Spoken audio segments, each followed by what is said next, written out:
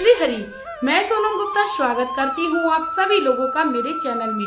दोस्तों, आज की वीडियो में हम जानेंगे कि आखिर घर में बरकत क्यों नहीं होती है, क्या मुख्य कारण होते हैं। सारा कुछ आज की वीडियो में मैं आप लोगों से शेयर करने वाली हूँ। इसी के साथ घर में बरकत कैसे हो उसका एक मैं आप लोगों को असरदार उपाय भी बताने वाली हूँ। और कर्जे से संबंधित यदि आपके घर में परेशानी है तो उससे भी आपको इस छोटे से उपाय से निजात मिलने वाली है। वीडियो के लास्ट तक बने रहिएगा, आपके लिए वीडियो बहुत ज्यादा हेल्पफुल होने वाली है, क्योंकि प्रत्येक महिला प्रत्येक पुरुष का सपना होता है कि उसके घर में धन की बरकत हो।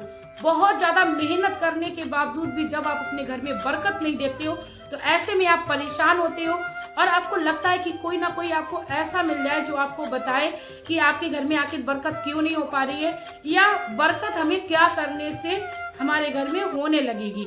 सारा कुछ आज की वीडियो में मैं आप लोगों से शेयर करने वाली हूँ, तो वीडियो के एंड तक बने रहिए। वीडियो बहुत ज्यादा इंटरेस्टिंग होने वाली है और आपके लिए हेल्पफुल भी होने वाली है। तो उससे पहले मैं मेरे आराध्य श्री लक्ष्मी नारायण को मैं कोटि कोटि प्रणाम करती हूँ, मैं उनको कोटि कोटि नमस्कार करती हूँ। दोस्तों, घर में बरकत ना हो पाने के कई सारे कारण होते हैं, तो जिसमें से पहला जो कारण निकल के आता है वो होता है आपके कुल देवता या कुल देवी का प्रसन्न ना होना। प्रत्येक परिवार में कुल देवी देवता का पूजन किया जाता है। जैसे किसी का विवाह होके आया, किसी के यहाँ किसी का बच्चे का जन्म हुआ है, या हमारे घर में जो शुभ काम होते हैं उनमें हमें कुल देवी देवताओं का समय पर पूजन करना होता है या समय पर उनकी भेंट निकालनी होती है। लेकिन समय के चलते हुए कई सारे हमारे जो परिवार हैं वो आकर गांव से शहर में रहने लगे आके हैं और उन्हें पता ही नहीं है कि उनके कौन से कुल देवी देवता हैं। तो उनके ना जानने की वजह से वो कुल देवी देवता की पूजा करना भूल जाते हैं या करते ही नहीं है। तो ऐसे में आप कितनी भी मेहनत करोगे तो आपके घर में बरकत नहीं होगी, ये पक्का है, क्योंकि प्रत्येक परिवार में कुल देवी देवता होता है। अब आप लोगों का क्वेश्चन आएगा कि आपको तो पता ही नहीं है कि आपके घर में किस कुल देवी या देवता की पूजा की जाती है, हम कैसे पता करें, हमारे बड़े बुजुर्ग तो अब है ही नहीं। तो आपको परेशान नहीं होना है, उसके लिए भी एक उपाय होता है। आपको YouTube पर वीडियो मिल जाएगी कि कैसे पता करें कि हमारे परिवार में किस कुल देवी देवता की पूजा होती है। आपके सामने बहुत सारी वीडियोस आ जाएंगी, क्योंकि 2 लॉन्ग के जरिए से आप पता कर सकते हो। उसका एक उपाय है, मैं पूरा डिटेल में आप लोगों से शेयर कर दूंगी, यदि आप चाहते हो तो कमेंट करिए। तो आप उसका एक प्रोसेस होता है, मात्र 3 दिन में आपके कुल देवी या देवता जो भी आपके परिवार में पूजे जाते हैं खुद से सपना देने आएंगे और आपको पता चल जाएगा कि किस कुल देवी देवता की पूजा की जाती है। तो बरकत लाना है आपको अपने घर में तो कुल देवी देवता की आपको पूजा करनी है, यानी कुल देवी देवता के प्रसन्न ना होने के कारण भी आपके घर में बरकत नहीं होती है। पहली बात आपको समझ में आ गई। दूसरे नंबर पे आपके घर में पितृदोष का लगना। पितृदोष कैसे लगता है दोस्तों, आप लोग पहले उसको समझ लीजिए। आपके घर में आपका जो बाथरूम है वो सही स्थान पर नहीं बना है, यानी वास्तु के अकॉर्डिंग नहीं बना है, तब ऐसे में भी आपको पितृदोष लगता है। या जो पितृ तर्पण के दिन होते हैं, यानी जो हमारे अश्वनी माह में जो हमारे पितरों के दिन आते हैं, 16 दिन का होता है, उस दिनों में आप किसी भी तरीके का नियम पालन नहीं करते, अपने पितरों के समक्ष कुछ भी नहीं करते हो, तो ऐसे में भी आपको पितृदोष लगता है। हमारे घर में यदि हमें पितृदोष से बचना है तो हमें प्रत्येक दिन गाय को एक गुड़ रखकर रोटी जरूर देनी है, घी लगा के उसके ऊपर गुड़ रख के रोटी देनी है। और ये जो काम है कम से कम हमें 11 महीने तक करना है प्रत्येक दिन, तब जाके हमें पितृदोष से मुक्ति मिलती है। क्योंकि जिस भी घर में पितृदोष लगा होता है उस घर में कभी भी धन की बरकत नहीं होती है, आपस में लोग प्रेम से नहीं रहते हैं, बिना बात के लड़ाई झगड़े होते रहते हैं, बिना मतलब कि आपके घर में खर्चे बढ़ते रहते हैं। तो पितृदोष का होना भी आपके घर में बरकत ना होने का एक कारण है। ठीक है, पितृदोष का होना आपके घर में बरकत का ना होने का एक कारण है। ठीक है, ये चीज क्लियर होगी।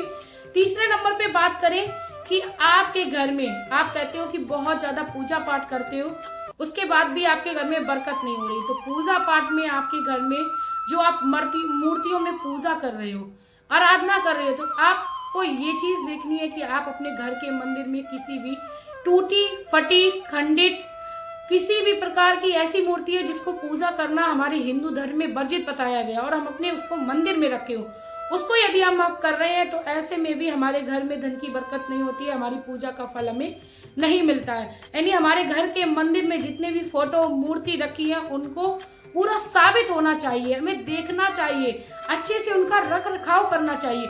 ऐसा नहीं करना है। मैंने काफी बार देखा है कि जब हम भगवान को तिलक करते हैं तो काफी लोग क्या करते हैं कि भगवान की आंखों को ही मूंद देते हैं, देखते ही नहीं है कि उनके मस्तक पर लग रहा है कि आंखों पर लग रहा है। तो पूजा करते समय हमें इन छोटी छोटी बातों को भी ध्यान में रखना चाहिए। ये भी बहुत सारे कारण होते हैं हमारी पूजा हमारे घर में नहीं लगने देते हैं। तो मन और पूरी श्रद्धा से हमें भगवान की पूजा करनी चाहिए। घर में बरकत ना होने के मुख्य कारण ये भी हो सकते हैं कि आपके घर में इधर उधर चप्पल का हमेशा बिखरा पड़ा हुआ रहना। इसके साथ ही आप कई बार हम ये आम सी बात है कि जब हम अपने घर में सफाई करते हैं, सफाई के दौरान जितना भी कबाड़ होता है उसको निकाल कर क्या करते हैं अपने घर की छत पर छोड़ देते हैं। बरसात होती है, जंग लगता है लोहे में और छत जो है वो राहु का कारक है और लोहा जो है वो भी राहु का कारक है।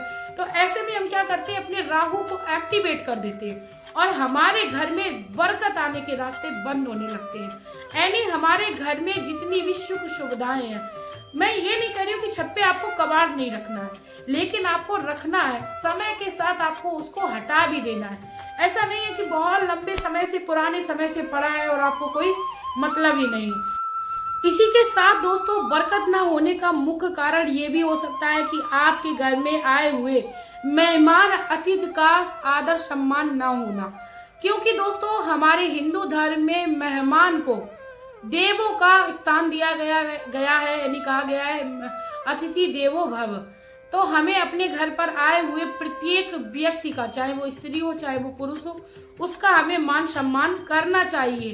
कभी भी हमें देखकर उनको बोर नहीं होना चाहिए कि हाय ये क्यों आ गए, ऐसी भावना नहीं रखना चाहिए। यदि हम इस तरीके की अपने अतिथि लोगों के लिए मतलब अपने अंदर भावना रखते हैं तो हमें किसी भी प्रकार की बरकत नहीं होने वाली है। ठीक है, तो ये थे बरकत ना होने के मुख्य कारण। अब बात करते हैं कि आखिर बरकत की कैसे जाए, क्या काम किया जाए। तो उसके लिए मैं आप लोगों को बता रही हूँ बहुत ही छोटा सा उपाय। आपको लेना है पीतल का लोटा ले लो। मंदिर में आप छोटा सा छोटी सी आप लोटा यूज करते हो उसका भी यूज कर सकते हो। बड़ा सा पीतल का लोटा, यानी आपके पास जो भी पीतल का लोटा है उसको आप ले लीजिए। शुक्रवार के दिन आपको याद रखना है, ये काम करना है। पीतल का लोटा लेना है, उसमें आपको पीली सरसों भरनी है। पीली सरसों भरनी है, उसमें एक चांदी का आपको सिक्का डालना है। सिक्का डालने के बाद आपको उस कलश को ढक देना है और माता लक्ष्मी के आपको समक्ष रखना है, माता लक्ष्मी के पास रखना है। ये जो कार्य है आप चाहो तो सुबह में कर सकते हो, नहीं तो आप शाम के समय भी, शुक्रवार के समय, क्योंकि हाँ ऐसी मान्यता है कि शाम के समय माता लक्ष्मी भ्रमण के लिए निकलती है। तो आप शाम के समय उस काम को कर सकते हो। घर के मंदिर में माता लक्ष्मी की मूर्ति या फोटो के समक्ष आपको उस कलश को भरकर रखना है। उस कलश के पास आपको एक दीपक प्रज्वलित करना है देसी घी का। उस दीपक के आसपास आपको लाल रंग के फूल को लगाना है, यानी सजाना है। माता लक्ष्मी का आह्वान करना है, आपकी जो भी मनोकामना है उसको आपको बोलना है और आप देखेंगे आपके घर में बरकत के रास्ते खुलने लगेंगे, माता लक्ष्मी की कृपा प्राप्त होने लगेगी। और आपको मंत्र बोलना है माता लक्ष्मी का कोई सा भी जो आपको आता हो। आप गूगल से भी सर्च कर सकते हो या यूट्यूब पर चलाकर भी अपनी पूजा के समय मां लक्ष्मी का मंत्र रख सकते हो। वैसे मैं एक दो मंत्र आपको बता दे रही हूँ माता लक्ष्मी के, ये बहुत ही ज्यादा असरकारक मंत्र है। तो दोस्तों मैं आप लोगों को मंत्र दे रही हूँ। वो पहला है ओम श्रीम ओम श्रीम। दूसरा मंत्र है ओम श्री विष्णु प्रिय लक्ष्माय नमः। तीसरा है ओम श्रीम ह्रीम श्रीम कमले कमलाय नमः। चौथा है या रक्तंबुज वासनी विलासनी चंडाशनी तेजस्वनी या रक्तारुद्रिम्बरा हरि शकी या श्री मनोलादिनी या रत्नाकर मंथना प्रकंठता विष्णु शाहगेनी सा मामृ पात्र मनोरमा भगवती लक्ष्मण पद्मावती। इसका मतलब है जो लाल कमल में रहती हैं, जो अपूर्व तेज वाली है, जो अशाय तेज वाली है, जो पूर्ण रूप से लाल है, जिसने रक्त रूप वस्त्र पहने हैं, जो भगवान विष्णु को अति प्रिय है, जो कमल से जन्मी है, जो अति से पूज्य है, वैसी है लक्ष्मी देवी आप सदैव हमारी रक्षा करे रक्षा करे रक्षा करे माँ। इस तरीके से आपको इस मंत्र को बोल सकते हो। नहीं तो आप इस मंत्र को भी बोल सकते हो विष्णु प्रिय नमस्तुभ्यम नमस्तुभ्यम जगद्दत्ते आत्रहत्रीं नमस्तुभ्यं समृद्धं कुरु मे सदा। नमो नमस्ते महामाये श्रीपीठे सुरपूजिते शंकर चक्र गदा हस्ते महाम लक्ष्मी नमस्तुते। इस मंत्र को भी बोल सकते हो, यानी मैंने आपको 5 मंत्र दिए हैं। यदि आप बोल सकते हो तो अपने मुख से आप बोलिए कम से कम 5 मिनट इन मंत्रों को, नहीं तो आपको 11 बार कम से कम बोलना ही बोलना है, दीपक को प्रज्वलित करके उस कलश को माता लक्ष्मी के समक्ष रखकर।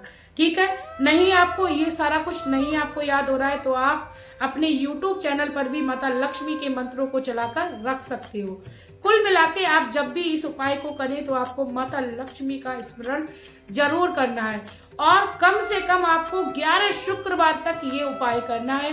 रिजल्ट आप देखेंगे, आपके घर में धन की बरकत होने लगेगी, आपके घर में बेवजह जो खर्चे होते थे वो सारे बंद होने लगेंगे, आपके घर में माता लक्ष्मी की कृपा होने लगेगी।